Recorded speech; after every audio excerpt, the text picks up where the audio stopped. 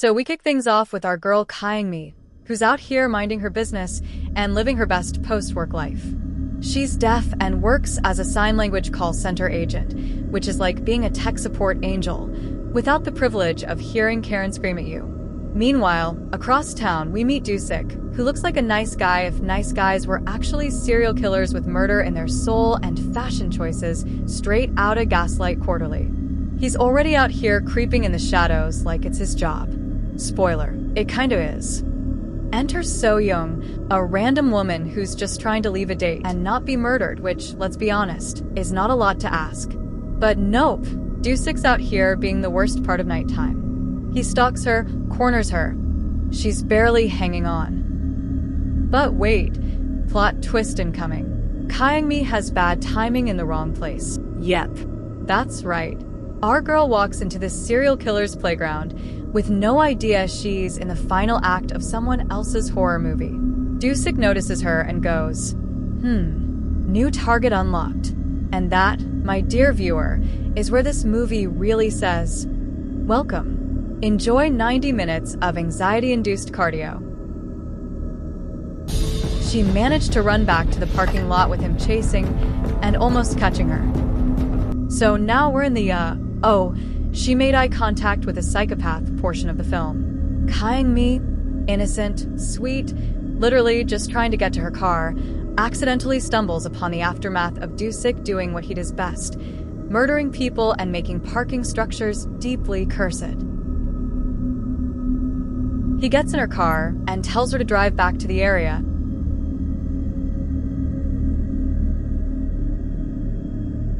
She prays, then speeds into the wall and breaks up for her advantage, and then she escapes again.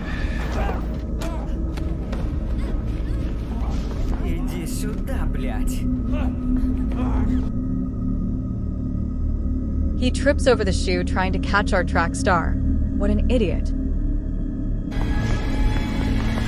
Alerts the cops just in time. He changes. He notices her. She notices something's off but doesn't realize just how off because, again, she's deaf and can't hear the sounds of murder echoing around like a horror podcast. All she sees is this guy standing way to close and too chill about this person he's missing, then asks for directions for them to move out of sight.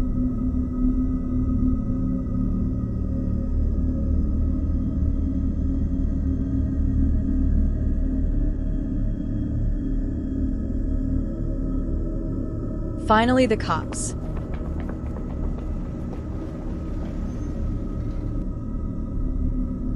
But surprise. Dusik swoops in like a demon with good posture and pretends he's the injured girl brother. Yep. This man pulls the oh, she's just drunk, I'll take her home. Routine like it's not the most suspicious thing since unmarked white vans. But Kyung-mi? Not buying it. She's like, nah bro, vibes are off. Not a direct quote, but spiritually correct. And suddenly, you can feel the tension ramping up like a microwave ready to explode. She knows something's wrong. He knows she knows. Now it's a staring contest between serial killer energy and main character intuition. Like, it's okay, don't worry, and I'm not absolutely a murderer right now. But Kyung-mi ain't stupid. She grabs her mom, grabs her stuff, and books it out of there like her intuition just screamed, run, sis. So we're back at the police station, where everything should be safe and secure, right? Wrong. This ain't law and order. This is who let this killer walk free. Kyung-mi and her mom are trying to report the walking red flag, Dusik, and while they're giving their statement, a random disheveled dude is sleeping on the station bench like it's a murder-themed Airbnb. Except he wakes up and starts attacking Dusik out of nowhere, either because he's psychic or he saw the demon vibes dripping off that man. Now, while one cop is dragging sleeping bench avenger outside, Dusik slithers over to Kyung-mi's written statement and sees, you guessed it, her home address. Because apparently personal information is just public decor in that station. Then boom, enter the real brother. Not just any guy. This is So-young's brother, and he walks in with an actual photo, asking if anyone's seen his sister. Now, remember the killer dropped a phone during that surprise bench beatdown, and guess what? Mom saw a picture of the girl on that phone earlier. So when she sees the brother's photo, her brain goes danger. Connection made. She tries to warn the brother, but Dusik hits her with a death glare of silence like, "Say one word, and I swear I will unleash all 47 knives in this bag of doom." But it's too late. Kyungmi confirms in writing that yes, that's the same girl she saw injured earlier. Dusik sees the confirmation go down and pulls out the bag of knives like it's show and tell at Psychopath Elementary. He lunges at the brother. Chaos erupts. Mom screams, yes, a full volume scream. He asks where is my sister, and he taunts him. Это я тот ублюдок, который...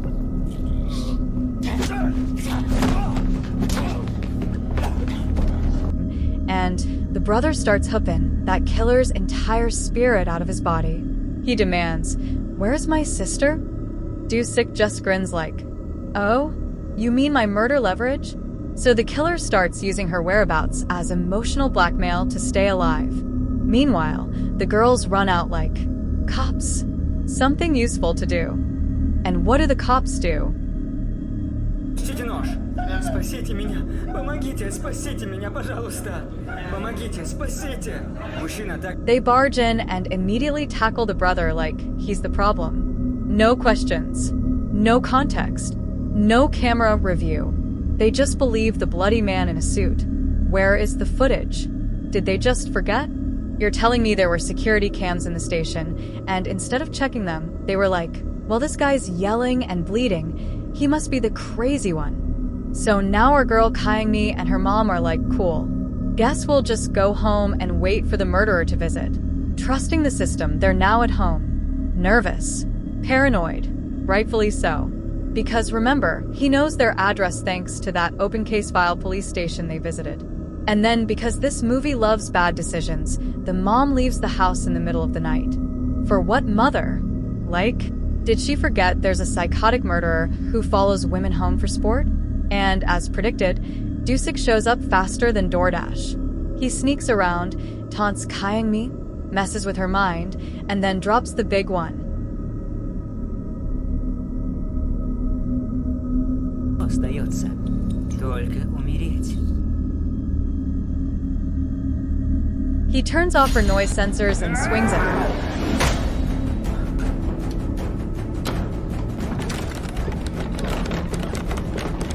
She locked herself in a room, thankfully, then messaged the brother for help, and then her mom to not come home.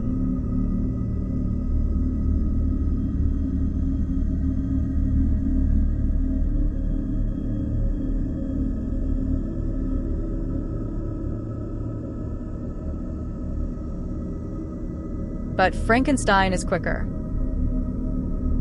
He has her mother's phone. He starts texting her, pretending to be her mom. But our girl, bless her final girl brain, starts noticing something off. The typing is different. The wording feels wrong. The vibes are rancid. She realizes that ain't her mom texting. And the door is still open. Girl, what are you doing? They lock eyes. That moment? Pure, I'm gonna get you now, sweetheart. And that's where we pause the chaos, because what comes next is pure survival Olympics.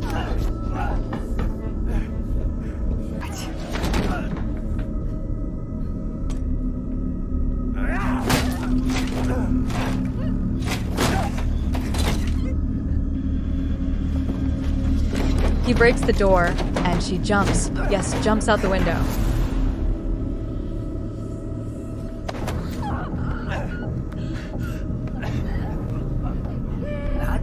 He managed to catch her by her hair, and she slips out and drops on some cardboard.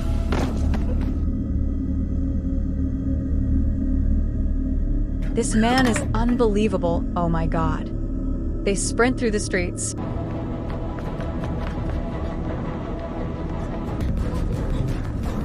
And he's loving it. She zigzags through the alleys to try and lose him, then the brother gets a glimpse of the madness finally, and tries to keep up in the race.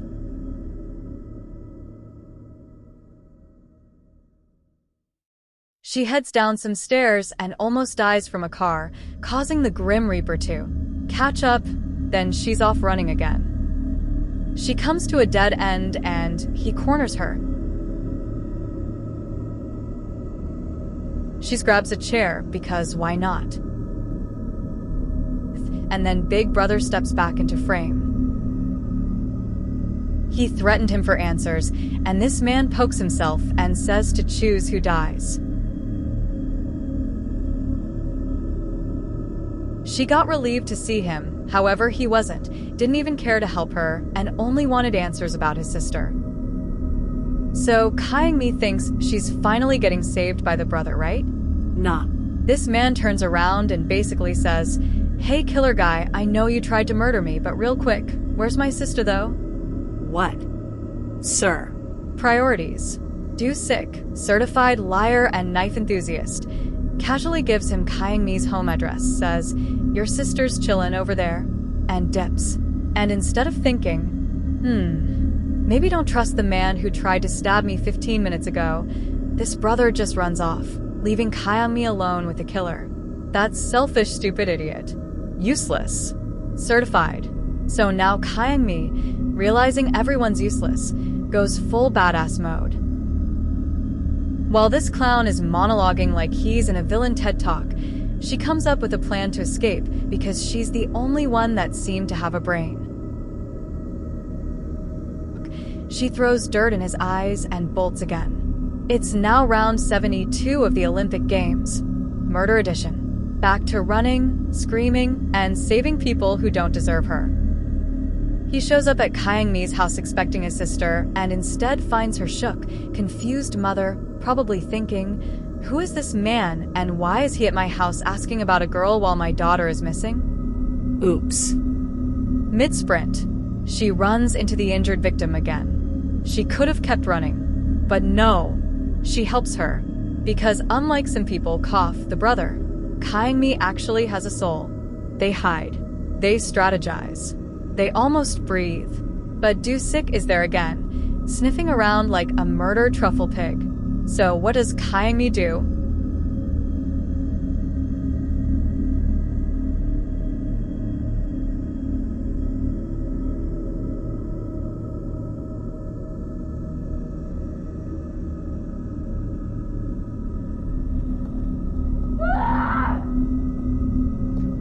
Makes noise to draw him away. This girl is saving people, dodging death, and somehow not passing out from blood loss. Superhero behavior. The injured girl called her brother as she got the chance, and that's 1 out of 2 problems fixed. Yeah, your sister is alive, and the same girl you left to die found her, you incompetent idiot. I bet you feel guilty now. Back in the city, Kyung-mi tries to get help. Runs into a crowd, starts signing and pointing, but everyone looks at her like she's a street magician with bad timing.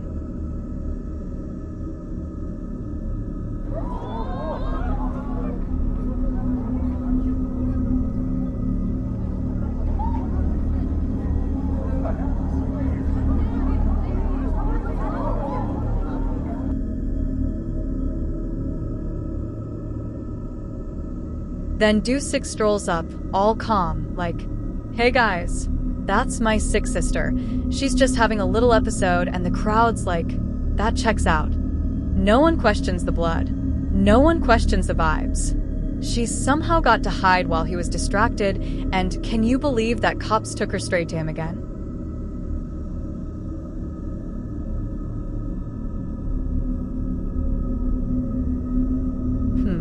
Those are soldiers, my bad. But still so gullible, no serious questions or try to talk to the girl. What world is this? They piss me off being so gullible.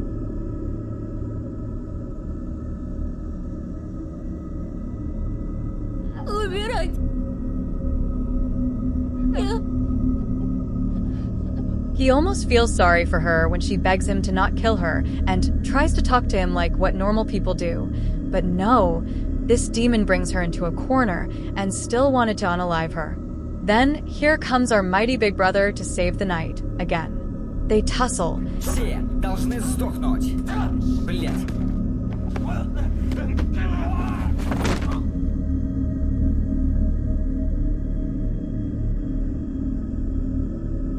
He knocks the killer in a pretend sleeping state, then gets up and turns his back. Like, how dumb are you? Who turns their back on someone who's a psychopath and barely dead? He deserved it if you ask me. Сычёныш! Когда меня бьют. Ёбаный ублюдок!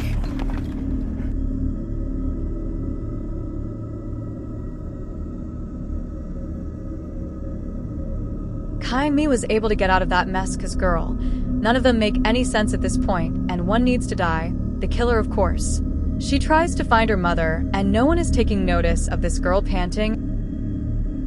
Okay? She sees her mother, and the killer sees her too. Ма. Alright, we're in the final act now. Kaimi has gone full survival queen. Her mom's barely holding on and sick. He's got losing control energy radiating off him like cheap cologne at a job interview.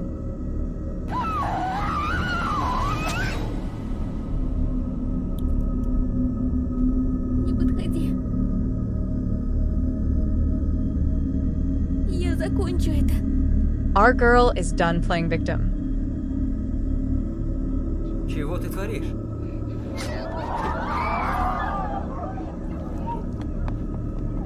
Dusik realizes his charming psycho routine is unraveling. Нет, это не я сделал. Думаем, надо придумать, что-то придумать. The cops get involved for real. About time. It only took 84 years and several gallons of blood. He sees her smiling. Tries to do one last unhinged attack. Like, sir, your gaslight has been extinguished. Sit down. But Kaimi? She freaking clocks him. This girl, who can't hear his footsteps, can't hear him yell, can't hear her own scream, stops him cold with pure instinct, intelligence, and the sheer willpower of someone who refused to be a victim from the beginning. So my conclusion is, Kaimi and her mom survive. Dusik gets the public beatdown he deserves.